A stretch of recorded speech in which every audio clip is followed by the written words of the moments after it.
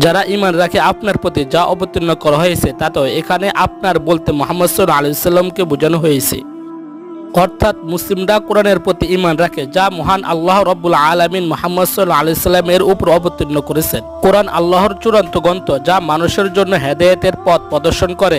এখানে ঈমানের অন্যতম স্তম্ভ হলো কোরআনের প্রতি পূর্ণ আস্থা রাখা এবং আপনার পূর্বে যা অবতীর্ণ করা হয়েছে তাতেও এর দ্বারা ইঙ্গিত করা হয়েছে পূর্ববর্তী নবী ও রাসূলের উপর অবতীর্ণ করা কিতাবগুলোর প্রতি ঈমান রাখতে, যেমন তাওরাত মুসা আলাইহিস সালাম এর উপর অবতীর্ণ, ইনজিল ঈসা আলাইহিস সালাম এর উপর অবতীর্ণ, জাবুর দাউদ আলাইহিস সালাম এর উপর অবতীর্ণ। মুসলিমদের জন্য এসব পূর্ব কিতাবের উপর ঈমান রাখা জরুরি, তবে তা আজকের দিনের বিকৃত রূপে নয়, বরং আল্লাহর কাছ থেকে মূলত অবতীর্ণ হয়েছে সেই শিক্ষাগুলোর প্রতি, এবং তারা আখিরাতে পরিপূর্ণ বিশ্বাস রাখে। আখিরাতে বলতে মৃত্যুর পরের জীবন বোঝানো হয়েছে, অর্থাৎ